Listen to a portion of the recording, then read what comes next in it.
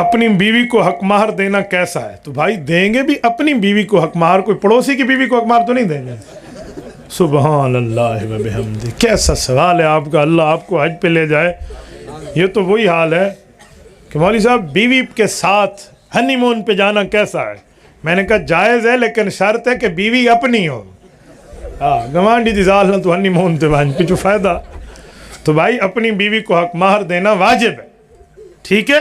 سورت نمبر 33 سورت احزاب پارہ نمبر 22 رب کریم نے فرمایا قد علمنا ما فرضنا علیہم فی ازواجہم، فرمایا ہم نے حق مہر کو مقرر فرمایا۔ تو حق مہر کو کس نے مقرر کیا؟ میرے اللہ نے۔ اور میرے پاک پیغمبر صلی اللہ علیہ وسلم نے ارشاد فرمایا ہے، حضرت جابر کی روایت، رسول پاک صلی اللہ علیہ وسلم ارشاد فرماتے ہیں لا مہر لاقل من 10 دراہم، فرمایا کم از کم حق مہر جو ہے وہ 10 درہم ہے۔ اور یہ 10 درہم حضور پاک کے دور والے، دبئی والے نہیں، ان کی موجودہ قیمت 5000 سے اوپر بنتی ہے، ٹھیک ہے نا؟ تو اس لیے حق مہر دینا واجب ہے۔ اور کسی نے حق مہر نہ دیا اور وہ مر گیا تو قرآن کہتا ہے من بعد وصیۃ یوصی بہا او دین، پہلے وراثت سے حق مہر نکالا جائے گا اور بعد میں وراثت تقسیم ہوگی۔ میں ایک گھر میں بیٹھا تھا، میں نے مسئلہ سنایا تو ایک بوڑھے بزرگ بیٹھے تھے، مجھے کہتے ہیں مولوی صاحب سچی مچی پر دینا پڑتا ہے؟ میں نے کہا جی ہاں۔ کہتے میں نے تو سمجھا ہے کہ میں لکھ پاڑی چودھے مولوی میں قرآن کریں دیں لکھ پاڑے، بھائی دینا پڑتا ہے، یاد۔ اچھا پھر لوگ معاف کراتے ہیں، معاف کرانے کی بھی پوری ترتیب ہے، معاف ہوتا ہے لیکن اگر اس ترتیب پہ عمل کرو تو۔ کیسے؟ معاف کر دو جی، معاف کر دیا، یوں معاف نہیں ہوتا، اس کو بتاؤ کیا ہے۔ مثلا آپ نے 5 تولے حق مہر میں سونا دیا تو آپ 5 تولے اٹھائیں، سونا لیں، بیوی کے قدموں میں جا کے رکھ دیں، اسے کہو اللہ رسول کی طرف سے یہ حق تیرا ہے، تو ہمیں دے، پڑوسی کو دے، کھا جا کر کالے چور کو دے دے، کسی کو دے دے، ہم اللہ رسول کی طرف سے تجھ سے نہیں پوچھ سکتے، تو اس کی مالک کا قابضہ ہے، مکمل کی مکمل، تو رکھ۔ ہاں اس کے بعد وہ تمہیں دے دے تو معاف ہوتا ہے۔ جب میں یہ مسئلہ سناتا ہوں تو لوگ کہتے ہیں وال تو کوئی نہیں نیمڑا، کہتے ہیں پھر تو اس نے نہیں دینا، تو پھر معاف کیوں کراتے ہو؟ یہ کو ڈسین دے بھی کورین بھی او شو جی سمجھی پہ بھی معاف چکرین دے بچڑا ایویں سوکھا حق مہر معاف نہیں تھیندا۔ کو بھی یہ سوال پوچھنا میں ایویں جواب دو، واسی حال پہلا سوال۔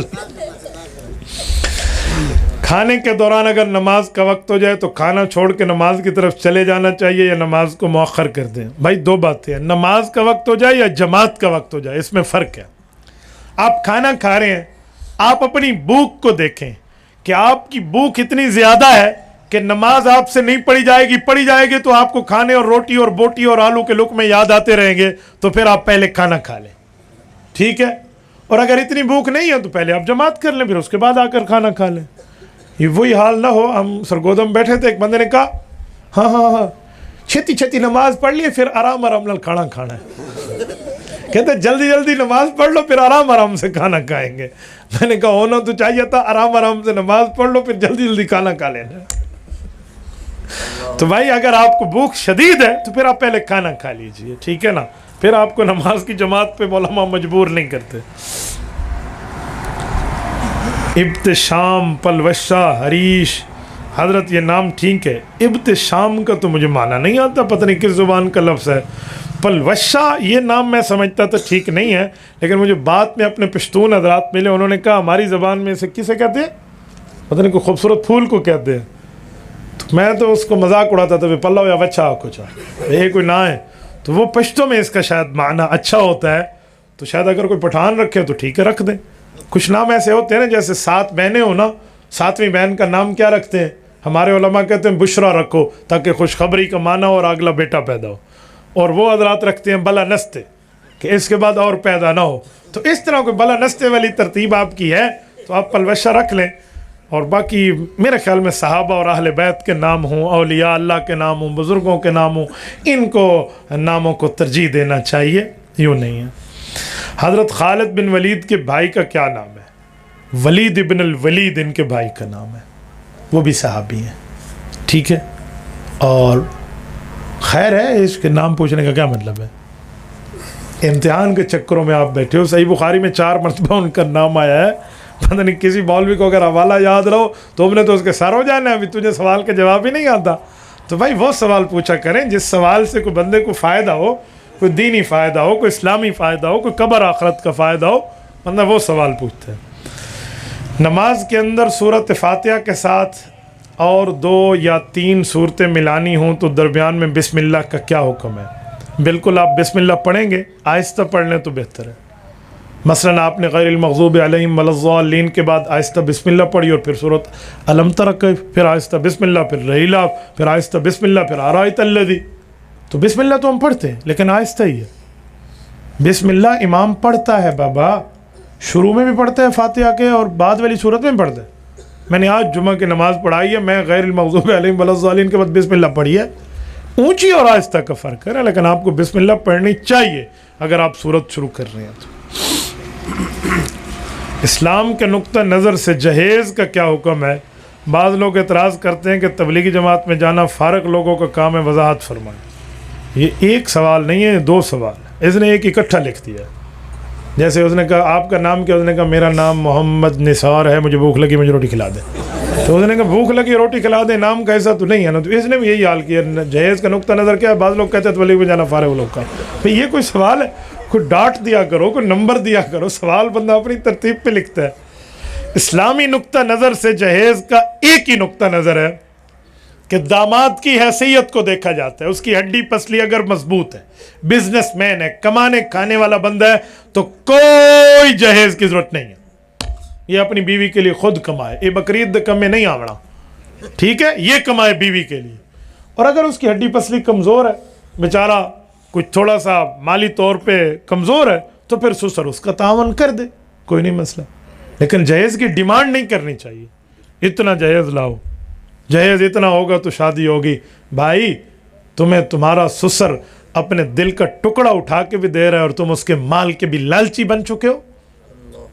اللہ نہ کرے، اللہ نہ کرے کسی کی بچی پر کوئی برا وقت آئے تو باپ کے سینے پہ کیا گزرتی ہے اس سے پوچھ لیں.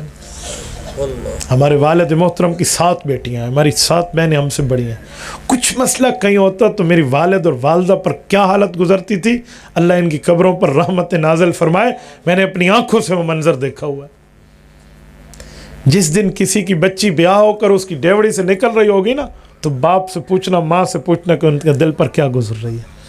آج اپنے ساس اور سسر سے جہیز کی ڈیمانڈ کرنے والوں، کل تم نے بھی ساس اور سسر بننا ہے.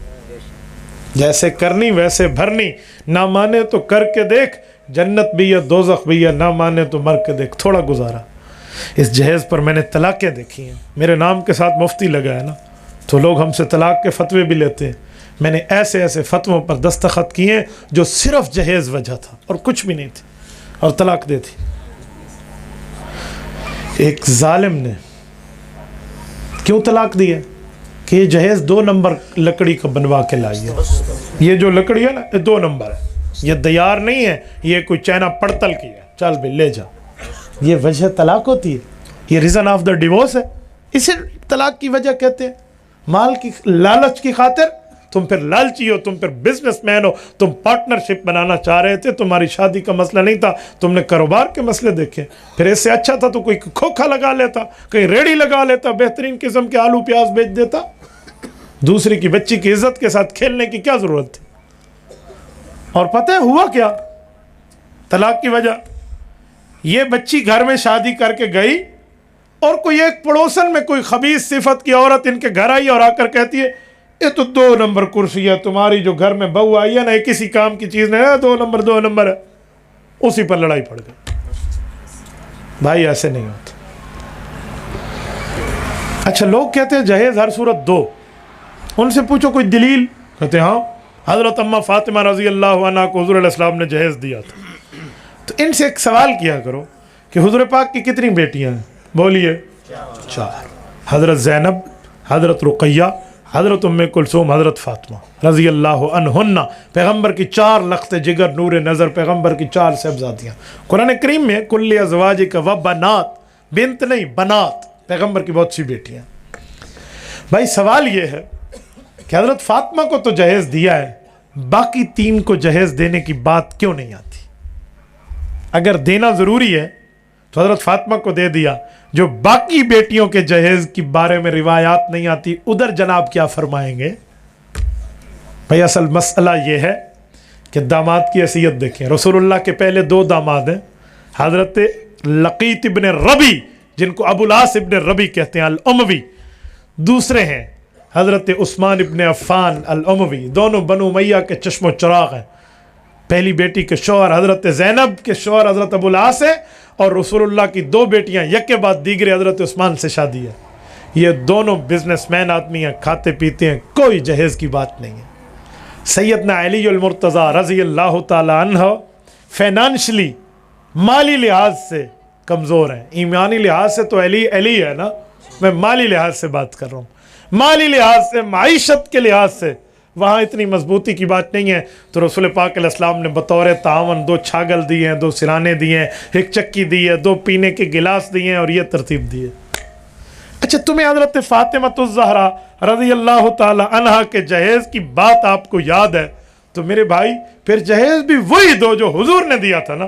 تم تو جہیز میں کہتے ہو موٹر سائیکل دے دو, مجھے کار دے دو, مجھے گاڑی دے دو. اپنی حیثیت کبھی آپ نے دیکھی ہے؟ گھر تجھے اصلی شناختی کارڈ دکھا کر روٹی ملتی ہے اور تو سسر کے گھر سے جہیز کی ڈیمانڈیں لے گلا ہے؟ جی ہاں, منہ ڈوڑی ورا دھو نہیں تو گھر والے سجانے سے نہیں, پتہ نہیں کتھو آوڑ ہے یہ جو نا نیو خان دا چنگا ڈبا شکل والا. اور یہ اپنے سسر سے کہہ رہا ہے جی مجھے. ایک خاتون کے امراضی نامے میں گئے تو اس کا شوہر ان نمون متھا تو جن پہاڑوں لتھا, وہ کہہ رہا تھا اس نے مجھے دیا کیا, اس نے مجھے دیا کیا, یہ لائی کیا. تو کیا خوب جواب دیا اس لڑکی نے. لڑکی نے کہا میرا ابا تو مجھے جہیز میں جہاز بھی لے کر دے سکتا ہے, تیرا ابا ایئرپورٹ بنوا سکتا ہے. جی ہاں, ڈاڈی یاد آوے سی بچڑے کو, ایئرپورٹ بنوا مرتے 100 جہاز ہیں جنہیں پیسے لگ دن. جی ہاں, تو اس لیے جہیز کا نقطہ نظر پر یہ بات تھی. یہ اتنی بہو ہیں دفعہ, ٹھیک ہے, کو بھیا سوال ہویا تو بعد اچھ. بعض لوگ اعتراض کرتے ہیں تبلیغ جماعت میں جانا فارغ لوگوں کا, میں وضاحت فرمائیں وہ خود فارغ ہیں بیچارے. بھائی تبلیغ دین یہ شریعت کا کام ہے. تبلیغ کا پتہ ہے مطلب کیا ہے؟ آپ اللہ کے راستے میں جاؤ, کسی کو کلمہ سکھاؤ, نماز سکھاؤ, روزہ سکھاؤ, دین کی بات سکھاؤ, خود سیکھو, عمل کرو اور آ جاؤ. دین سیکھنا فارغ لوگوں کا کام ہے. تو پھر میں دنیا میں حیران ہوں بھائی, جو تبلیغ میں نہیں گیا وہ بولتے ہیں, جو گیا اسے سمجھ آ جائے گی. میں تبلیغ میں رہا ہوں, 4 ماہ ہم نے لگائے ہیں. یقین مانیے میں سہیوال کی بات کر رہا ہوں, اور سنو پھر مجھ سے, میرے 4 ماہ کی میری آنکھوں دیکھی کارگزاری ہے. ایک مسجد میں ہماری تشکیل ہوئی, وہاں کے امام صاحب نے بستر شستر اٹھا کر اور وہ حال کیا جماعت کا کہ سارے بستر بورے ہر شے بیٹھ, نکل جاؤ یہاں سے, دبا جاؤ گستاخ رسول فلاں فلاں فلاں. ہمارے جو نوجوان تھے, ایک میں تھے, ایک ہمارا نصیر دوست تھا, ہمارا تو میٹر سے پھر گیا نا کہ ہم نے کہا یار یہ کیا ہوا. لیکن امیر صاحب نے کہا نرم نرمی پیار فلاں فلاں. جی ٹھیک ہے. ہم پھر مسجد میں وہاں گئے, بڑے طریقے سے ان کو سمجھایا. انہوں نے کہا ٹھیک ہے بیان نہیں کرو گے, ایسے رہو 3 دن. تو ہم نے کہا ایسا کوئی تھا بچے جاؤں. ہم نے کہا بیان نہیں کرنا, تو پھر انہوں نے کہا اچھا ٹھیک ہے بیان کرو, تشکیل نہیں کرو گے کہ تم سے روزے کے نکلو چلے کے لیے. ہم نے کہا ٹھیک. نماز کے بعد مولوی صاحب بیان کرتے اور اس کے بعد ہم بھی بیان کرتے, تو تشکیل نہیں کرتے تھے. 3 دن کے بعد خود مولوی صاحب اس نتیجے پر پہنچے کہ آپ لوگوں میں کوئی غلط بیانی تو نہیں ہے, تو آپ لوگ تو ٹھیک ہیں, پھر آپ کے خلاف لوگ کیوں کہتے ہیں. تو میں نے کہا مولوی صاحب تیرا یہ حال ہے تو باقیوں کا کیا ہوگا. پھر اس نے کہا کہ اب اللہ کا نام مانو, 3 دن اور لگاؤ, اور یہاں مسجد میں لوگوں کو جا کر باہر کلمہ نماز سکھاؤ. میں خود گیا ہوں, اب میں اپنی بات کر رہا ہوں, سنیے. میں خود گیا, ایک بوڑھے آدمی کے سامنے جب میں نے یہ لفظ کہا کہ چاچا جان آپ نے اور ہم نے کلمہ پڑھا ہے لا الہ الا اللہ محمد الرسول اللہ, اور اس کلمے میں آپ اور ہم نے اللہ سے وعدہ کیا اللہ تیرے احکام مانیں گے اور تیرے پاک پیغمبر کے طریقوں پہ چلیں گے. میں ادھر پہنچا تو بوڑھے نے میرا ہاتھ پکڑا, ایک باری پھر پڑھی, میں نے ایک بار پھر کلمہ پڑھا, کہ ایک باری پھر پڑھی, میں نے پھر پڑھا. کہتے مجھے پڑھو. میں نے پڑھایا, وہ اٹک رہا تھا. کہتے ہیں بیٹا یہ کلمہ بڑے عرصے سے نہیں پڑھا تھا تو اسی لیے تھوڑا اٹک رہا ہوں, مجھے شرم آ رہی ہے, مجھے 2-3 دفعہ کہلواؤ.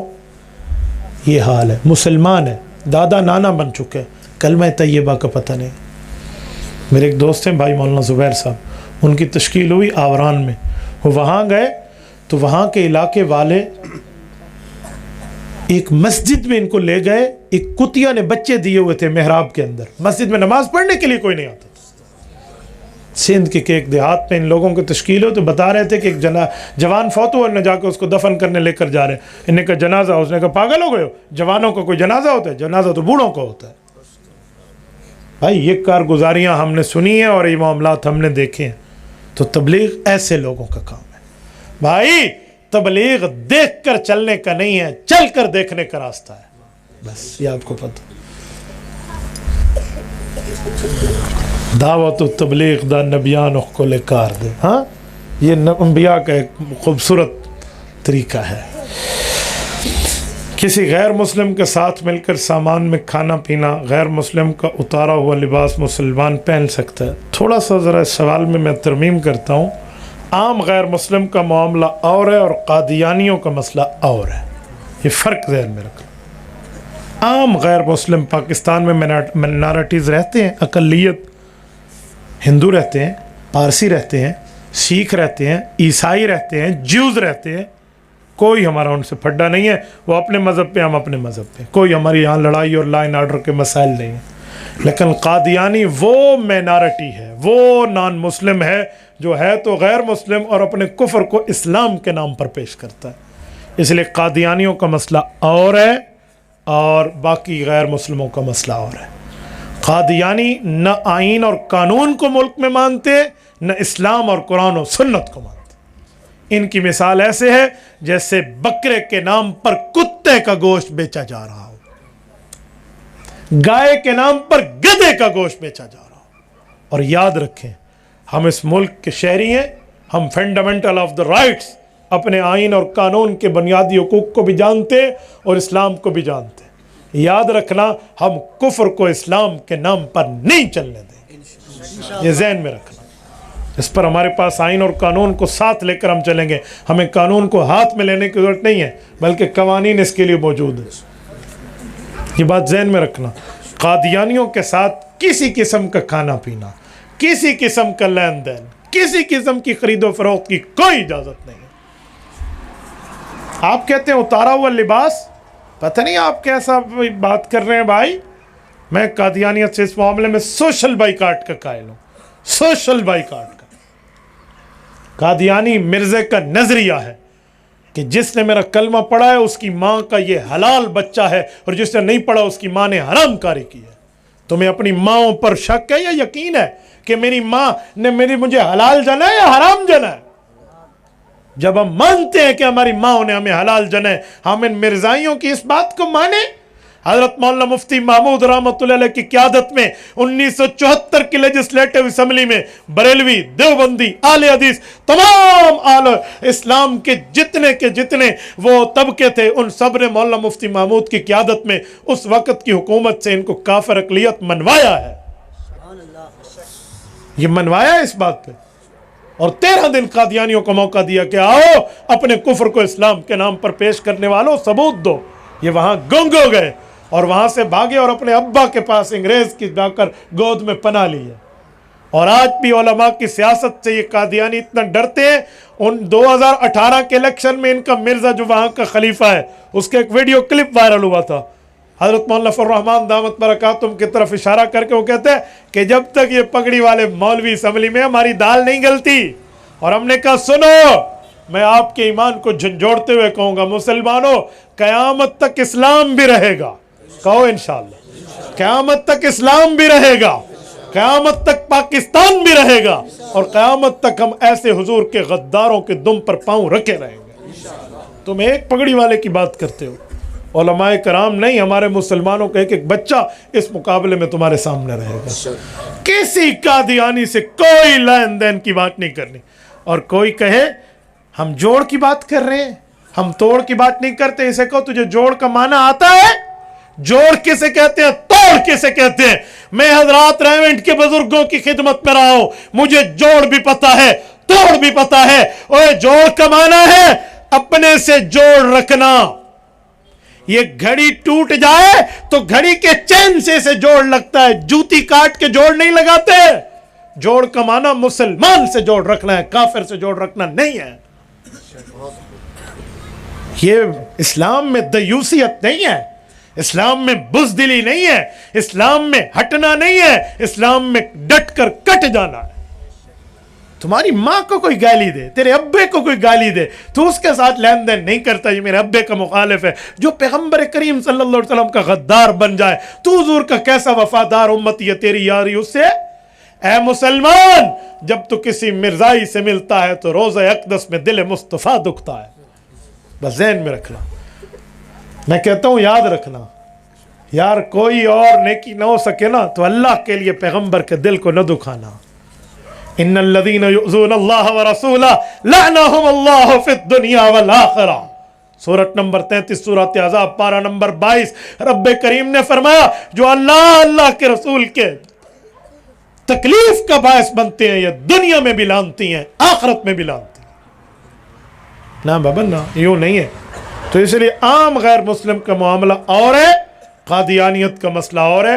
عام غیر مسلم کے ساتھ آپ کوئی کاروباری حد تک لین دین کریں تو گنجائش ہے، میں منع نہیں کرتا، لیکن قادیانیت کا مسئلہ اور ہے، اس کے ساتھ اجازت نہیں ہے۔ اور میں یہاں ایک بات مزید بھی کہوں کہ کوئی آپ کو کہے کہ عیسائی کافر نہیں ہے، اس کے ساتھ تو آپ کاروبار کی اجازت دے رہے ہیں، اور قادیانی کے ساتھ جی وہ نان مسلم ہے، وہ خود کو نان مسلم کے طور پہ پیش کرتا ہے، اور یہ وہ کافر ہے جو خود کو اسلام کے نام پر پیش کرتا ہے۔ نمبر 1۔ نمبر 2، قادیانی اور عیسائی میں فرق ہے۔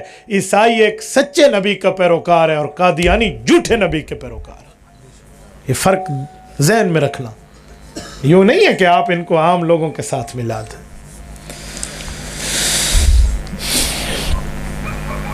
کچھ لوگ اپنی محافل میلاد مصطفیٰ کرواتے، میں پہلے آپ کی خدمت میں کر چکا ہوں کہ اصل مقصد میلاد ہے کہ حضور پاک کی میلاد کیوں ہوئی، حضور پاک علیہ السلام کا آنا کیوں ہوا، رسول پاک علیہ السلام دنیا میں کیوں آئے۔ صرف آنے کی خوشی کی بات نہ کریں، آنے پر تو خوشی ہے اور ہر مسلمان کو ہے، جسے نہیں ہے وہ اپنے اسلام پر غور کرے، لیکن وہ حضور کیوں آئے ہیں یہ بہت بڑی وجہ ہے۔ حضور آئے ہیں ہمیں اپنے سنتوں پہ عمل کروانے کے لیے، تو ہم اگر حضور پاک کی سنتوں پہ عمل پیرا ہے تو بالکل ٹھیک ہے، نہیں تو ہمیں فکر کرنی چاہیے۔ بینک سودی قرضہ بینک سے لینا کیسے ہے؟ بالکل پکا ٹھکا سودی کام ہے بابا، اس سے بچ جائیں۔ یہ سود خوری نہیں ہے، یہ سور خوری ہے۔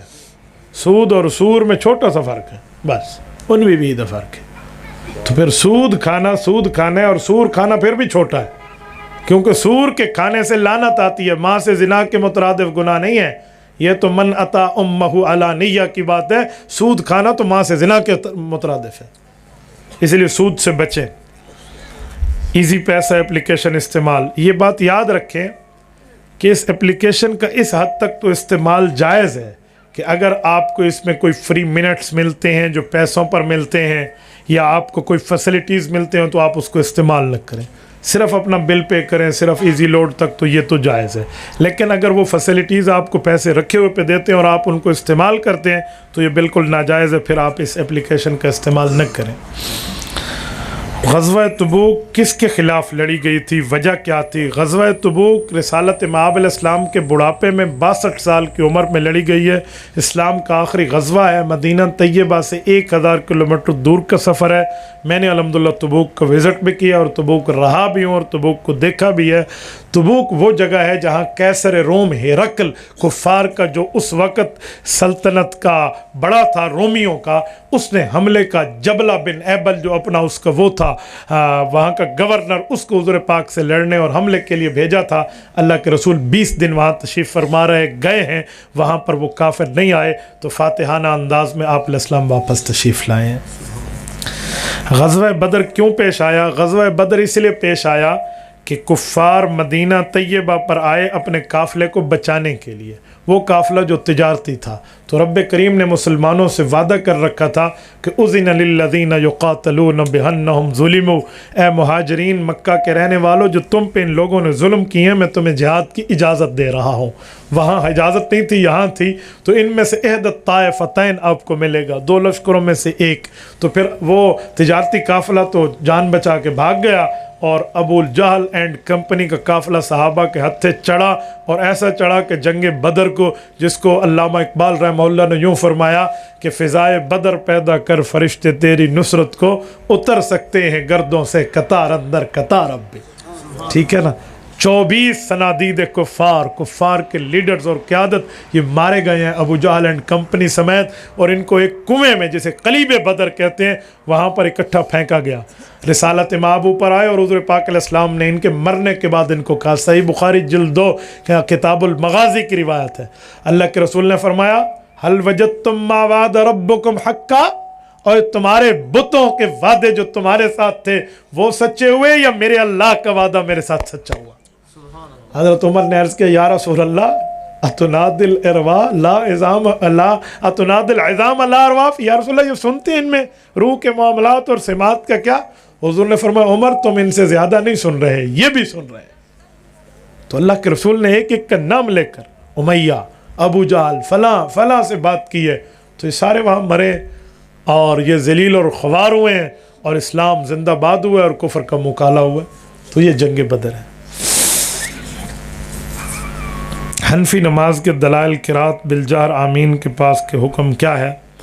بھائی مسئلہ یہ ہے کہ امام کے پیچھے قرآن کریم مقتدی کو نہیں پڑھنا چاہیے 2 وجہ سے. نمبر 1 سورت نمبر 7 سورت اعراف آیت نمبر 204 میں رب کریم فرماتے ہیں وَإِذَا قُرِئَ الْقُرْآنُ فَاسْتَمِعُوا لَهُ وَأَنصِتُوا لَعَلَّكُمْ تُرْحَمُونَ، کہ جب قرآن پڑھا جائے تو پھر خاموشی سے سنو اور زبان کو مت ہلاؤ، غور سے سنو تاکہ تمہارے اوپر رحمت آئے. تو اگر آپ رحمت چاہتے ہیں تو قرآن کے مقابلے میں قرآن نہ پڑھیں، یہ قرآن کا حکم ہے، تو اس لیے امام کے پیچھے نہیں پڑھنا چاہیے. نمبر 2 رسول پاک علیہ السلام کی صحیح حدیث ہے صحیح مسلم میں کتاب الصلاۃ میں حضور پاک علیہ السلام نے فرمایا انما جعل الامام لیتم بہ، امام اس لیے بنایا جاتا ہے تم اس کی اقتداء کرو. فاذا کبر فکبروا، وہ بھی تکبیر کہے گا مقتدی بھی تکبیر کہے گا. واذا قال غیر المغضوب علیہم ولا الضالین فقولوا آمین، جب وہ سورۃ فاتحہ ختم کر لے تو تم آمین کہو. واذا قرأ فانصتوا، اور جب وہ قرآن پڑھے گا تم چپ کر جاؤ گے. اس صحیح حدیث صحیح مسلم سے پتہ چلا کہ سورۃ فاتحہ امام نے پڑھنی ہے، ہم نے نہیں پڑھنی، اور وہ قرآن پڑھے گا اور ہم چپ رہیں گے. یہ 2 وجہ سے. آپ کے ذہن میں شاید کوئی یہ سوال ڈالے کہ حدیث پاک میں لا صلاۃ لمن لم یقرأ بفاتحۃ الکتاب، جو سورۃ فاتحہ نہیں پڑھتا اس کی نماز نہیں ہوتی. بھائی یہ صحیح حدیث ہے، سر آنکھوں پہ ہے، ہمارے ایمان کا حصہ ہے، لیکن مطلب یہ ہے کہ اس حدیث پاک کو آپ نے صرف حدیث کے طور پہ پڑھا ہے.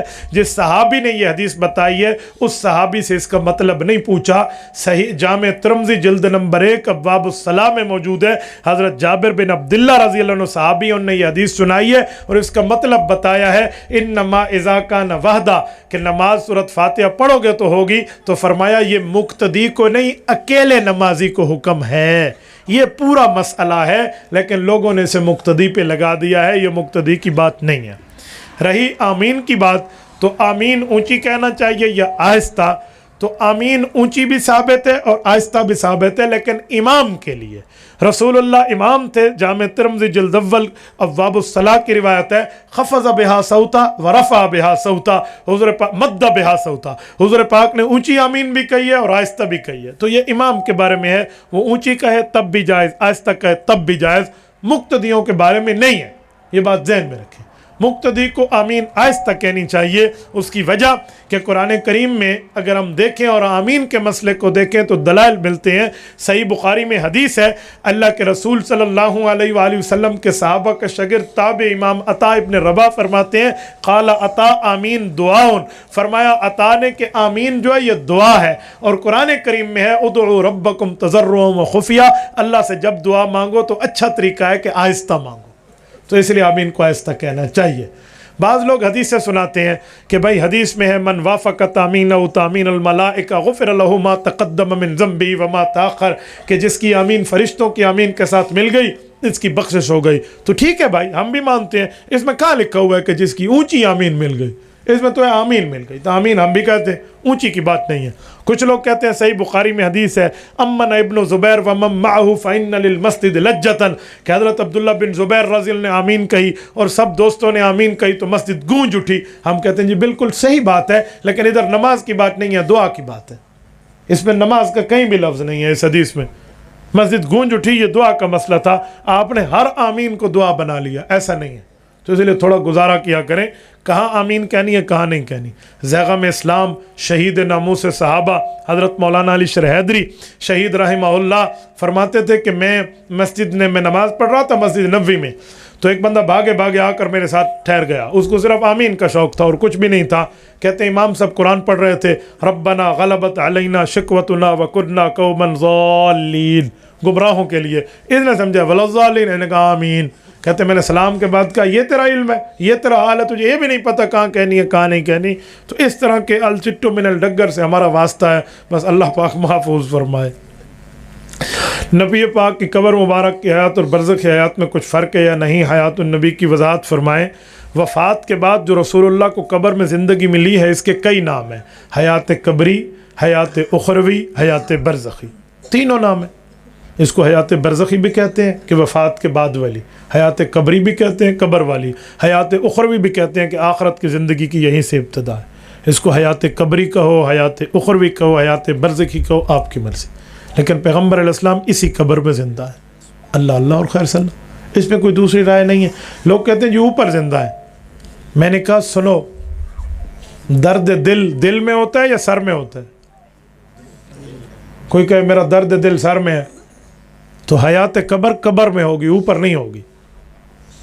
قبر میں قبر ہے نا، تو قبر میں زندہ ہے۔ آج کسی یہودی سے پوچھے مسلمانوں کے نبی کہاں ہے، وہ کہیں گے مدینہ میں، اور یار لوگوں سے پوچھے تو یہ کہے گا اوپر زندہ ہے۔ تو بھائی اوپر روح ہے، نیچے جسم ہے، اس روح کا جسم سے تعلق ہے جس کی وجہ سے زندہ ہے۔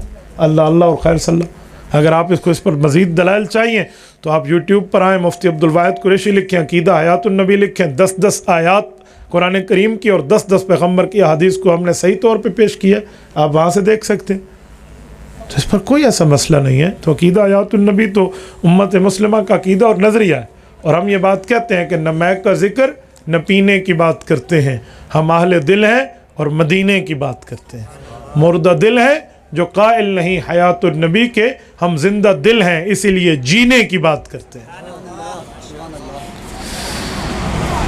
نماز عصر کے بعد جھاڑو دینا کیسا ہے؟ ضرورت ہے تو عصر سے پہلے دے دو، ضرورت ہے عصر کے بعد دے دو۔ ادھر کوئی جھاڑو دینے نہ دینے کا شریعت میں حکم اور منع کی بات نہیں ہے، ضرورت کی بات ہے۔ یہ نہیں بھئی رات لے بہاری دے ہو تو تمہاری بہاری پھر ویسے کیوں؟ بہاری کوئی آٹومیٹک سیاڑی ہے؟ ہاں اے بھئی ٹویٹا شروم تے پارا دے دی ہے ساری بہاری، تو بھائی آپ کیسی بات کر رہے ہیں؟ بھئی جھاڑو آپ نے جب بھی دینا دے دیں، اس پہ تو کوئی لینے دینے کی بات نہیں ہے۔ نماز عشاء کے بعد گپ شپ کی محفل لگانا کیسا ہے؟ نماز عشاء کے بعد دینی بات کے لیے بیٹھنا تو حدیث میں السمر باللیل کی روایات آتی ہیں، لیکن گپ شپ کو چھوڑ کے میرے خیال میں سو جانا بہتر ہے۔ فرض نماز کی تیسری اور چوتھی رکعت میں سورۃ فاتحہ کے بعد بھول کے کوئی سورت ملا لی تو کیا حکم ہے؟ کوئی سجدہ سہو نہیں ہے۔ آپ تیسری اور چوتھی فرض کی رکعت میں اور ساتھ پڑھ بھی دیں، نہیں پڑھنی چاہیے، پڑھ بھی لیں تو آپ کے اوپر کوئی سجدہ سہو نہیں ہے۔ دادا ابو زندہ ہوں، ان کا بیٹا وفات پا جائے، پھر اس کے پوتے کو وراثت میں حصہ ملتا ہے؟ شریعت کا قانون ہے کہ اقرب کی موجودگی میں ابعد محروم ہوتا ہے۔ یعنی کیا مطلب؟ اگر اس کا باپ موجود ہے تو اس کو دادے کی وراثت باپ کو ملے گی، پوتے کو نہیں ملے گی۔ لیکن وراثت موت کے بعد ہوتی ہے، تو کسی کا ابا پہلے فوت ہو گیا، پوتا زندہ ہے، تو اس کو شرعاً وراثت تو دادے کی میراث سے نہیں ملے گی۔ دادے کو چاہیے کہ ایسے پوتے کے لیے وہ نصیحت و وصیت کر کے جائے کہ اس کو یہ بھی حصہ دے دے، تاکہ یہ نہ ہو کہ اس کا یتیم پوتا بیچارہ ایسے رلتا پھرے۔ جو شخص ماں باپ کی قبر کو سجدے کی حالت میں چومتے ہے، اس کے پیچھے نماز کا کیا حکم ہے؟ قبر کو چومنے کی بات تو ہمارے فقہا میں کسی نے بھی نہیں کی ہے، ٹھیک ہے نا؟ یہ سجدے کا خیال ہوتا ہے इसी लिए तो किसी सूरत आप चूमने वाली बात छोड़ें। हाँ ये है, हुज़ूर पाक अलैहिस्सलाम ने फरमाया मन ज़ारा कब्र अबवैहि औ अहदिहिमा गुफ़िर लहू मा तक़द्दम मिन ज़ंबिही व मा तअख़्ख़र। मौजम तबरानी अल औसत की रिवायत हज़रत अबू हुरैरा रावी हैं, रसूल पाक अलैहिस्सलाम ने फरमाया जो अपने माँ बाप की कब्र की ज़ियारत हर जुमे को करता है या उनमें से दोनों में से कोई एक फौत हो, उनकी ज़ियारत हर जुमे में जाता है तो इसके पिछले गुनाह माफ़ होते हैं और अल्लाह इसको जन्नती लिख देते हैं। तो माँ बाप की कब्र की ज़ियारत की बात है, आप वहाँ जाएँ, इसाले सवाब करें, उनके लिए दुआ करें, कुछ पढ़ के बख्शें। ये चुम्मे चटाकी लिखा हल्को नहीं है, मुल्तान जानिया तो कुर्बान जानिया ला थोड़ा गुजारा। महर फ़ातिमी को दलील बनाना कैसा है, उसकी मिकदार क्या है? महर फ़ातिमी हज़रत फ़ातिमतुज़ ज़हरा रज़ी अल्लाह तआला अन्हा की हक महर की बात है। तो हक महर की बात है तो आप अगर हक महर फ़ातिमी दे सकते हैं तो आप दे दें, बहुत अच्छी बात है। ये 132 तोला चांदी इसकी मिकदार है। बीवियों को तलाक दे के फिर इसके साथ रहना कैसा है? भाई एक या दो तलाक के बाद तो गुंजाइश मौजूद है, 3 तलाक़ों के बाद तो कुरान करीम कहता है फ़इन तल्लक़हा फ़ला तहिल्लु लहू।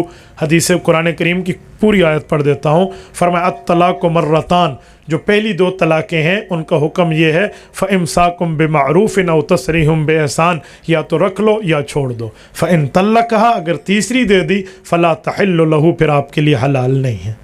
तो जिसको कुरान ने हराम कह दिया है, 3 तलाक़ों के बाद लोग फिर रखते हैं, ये क़यामत की निशानी है। और मैं तो हैरान हूँ, लोग मज़हब बदल देते हैं, बीवी नहीं छोड़ते। पता नहीं ये चविंगा मिचकेरी ना कुछ ऐसा ही पई है, वो आप मज़हब बदल देंगे, बीवी नहीं बदलेंगे। खुदा के बंदे, कब्र में अल्लाह को जान देनी है, वहाँ क्या जवाब दोगे? और कुछ ऐसे लोग हैं जो 3 देकर कहते हैं 1 होती है। जो कहे ना 3, 2 और 1 होती है, इसको लगाओ 3 थप्पड़ और कहो 1 होता है, ठीक है? फिर इसको समझ आ जाएगी भी अब 3 खल्ले लगे या 1 लगा। एक कहता था 3, 2 तो 1 होती है, और उसके समोसों की दुकान थी, तो हमारे एक जानने वाले उसके पास चले गए और उसे कहो भाई 1 प्लेट में 3 समोसे रख के दे दो। उन्होंने कहा 10 रुपए का समोसा। उन्होंने कहा रख दे, खैर है। वो तीनों समोसे खा के उसने 10 रुपए दिए। उसने कहा 30 होते हैं। उसने कहा वाह, 1 प्लेट में 3 समोसे 1 होता है। तो वो मैं कहता है 3 तलाक़ें दो तो 1 होती है, 1 प्लेट में 3 समोसे 1 क्यों नहीं होते? समोसे में तुझे अक्ल समझ आता है और तलाक़ों में अक्ल समझ नहीं आता। ऐसे नहीं, दुनिया में अजीब। हज़रत मौलाना अमीन सफ़दर काड़वी रहमतुल्लाह एक जगह बैठे थे और बंदों को समझा रहे थे, भाई 3 तलाक़ दो तो 3 होती है, 2 दो तो 2 होती है, 1 दो तो 1 होती है, यही समझा रहे हैं। वो कहते नहीं 3 दो तो 1 होती है। जब इन्होंने देखा ना कि हम हार जाएंगे, हमने तो हार जाना है, मैं हूँ हेरने पे हूँ क्या करूँ? तो उन्होंने कहा पुलिस को बुलाओ, मौलवी रोला वास्ते आया बैठे। तो पुलिस आ गई। तो उन्होंने कहा जी बस करो बस। हज़रत काड़ ने फरमाया क्यों? उन्होंने कहा हम नहीं चलने देंगे। तो उन्होंने कहा भाई मैं समझा रहा हूँ। उन्होंने कहा नहीं, तो हमने बातें बंद न की तो मैं जूते मारूंगा। उन्होंने कहा ऐसे चो साहब जूते मारो, हमें 3 जूते मारो तो 3 गिनो, इसे 3 जूते मारो तो 1 गिनो। उन्होंने कहा क्यों? हुआ कि ये तो रोल है। उन्होंने कहा यही तो मसला है, मैं कहता हूँ 3 3 होती है, ये कहते हैं 3 1 होता है। सहाबा इकराम के मुनकर के साथ खाना पीना और तिजारत, सुबहान अल्लाह व बिहम्दिही, सुबहान अल्लाह। बड़ा सोना आपने मुझसे सवाल किया। जो सहाबा और अहले बैत का मुनकर है उस बेईमान को जूती की नोक पे लिखो। खाने पीने और तिजारतों की बात आप करते हैं। शीज़ान कंपनी कादियानियों की है, इसके बारे में प्रोडक्ट के तौर पे बाबा शीज़ान हो, शैतान हो, कादियान हो, इससे बिल्कुल बाइकाट करो, ठीक है? ना हम शीज़ान के कायल हैं, ना शैतान के कायल हैं, ना हम कादियान के कायल हैं। मैं एक पेट्रोल पंप पे रुका, गालिबन मोटरवे की बात होगी, पुरानी बात कर रहा हूँ। वहाँ पर शीज़ान कंपनी की प्रोडक्ट की एक कोई बोतल, पता नहीं बेंज थी या इस तरह की कोई बोतल पड़ी थी। मैंने देखा, मैंने कहा कादियानी के नहीं लेते। तो दुकानदार मुझे कहते हैं हज़रत आजकल कादियानियों ने इसको बेच दिया, आप ले लें। कि मैं फटी देती सोने तरीके तो मेरी बोतल बिक बने भाई। मैंने कहा बेच दिया? कहते जी हाँ। मैंने कहा इस कंपनी के लेटर हेड पे लिखवा के ले आओ कि कादियानी बेईमान है और रसूलुल्लाह आखिरी नबी हैं। मैं लेने का ऐलान फेसबुक पे, यूट्यूब पर और मीडिया पर करूँगा। ले आओ इसके लेटर हेड पर। अब लाने के लिए तैयार नहीं है। मैंने कहा ये गोली किसी और को देना, हम तुम्हारे अच्छी तरह के मामलात से वाकिफ़ हैं।